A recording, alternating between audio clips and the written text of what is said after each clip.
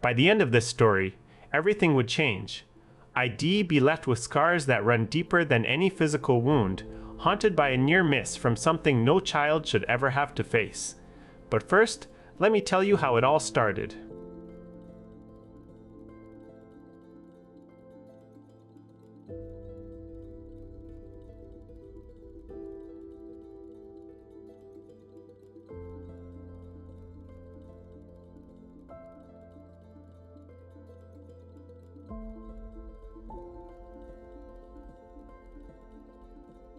At 4'10", Asian, and with crooked teeth back then, she never imagined what those fees might one day lead to.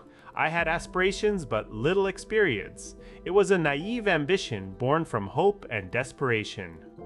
When my modeling agency ignored me, I took matters into my own hands and joined an online platform where models could connect with photographers. It seemed like the perfect solution until fate landed a peculiar photographer in my inbox. He lived 3 hours away, offering to pay for travel and his time. This was an incredible offer for someone of my age, and it felt like my big break. I shared this opportunity with my family, and they agreed to support Memi Mom would drive us all there together, including my dad and little sister.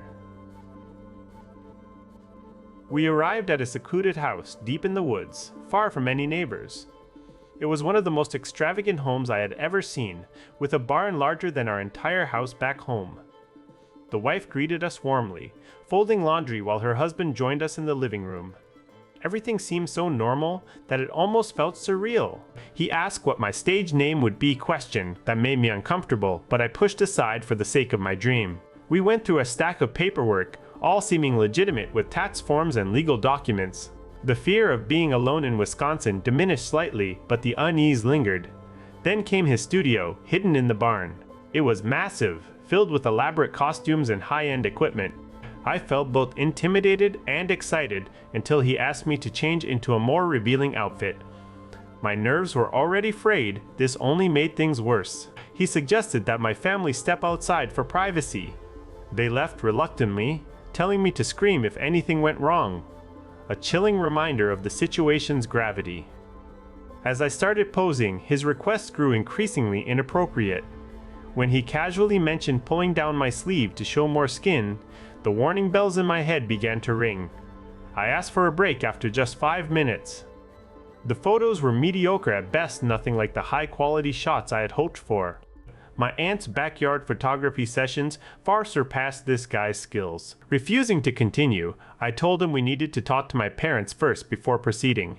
My mother agreed to end it there, and we left without a word. The silence in the car was deafening, each of us lost in our own thoughts.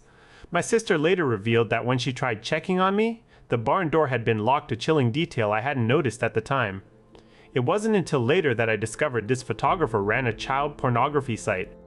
The girls there had stage names, and their photos were used to exploit them. That's why everything seemed too perfect.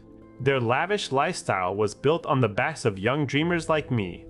Now, every professional photo shoot makes me feel uneasy, and I never want to be in the spotlight again.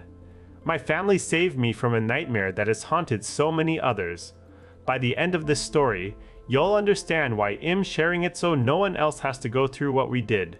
If you enjoyed this story, please subscribe for more real-life tales, and remember to share your thoughts in the comments below. Until next time.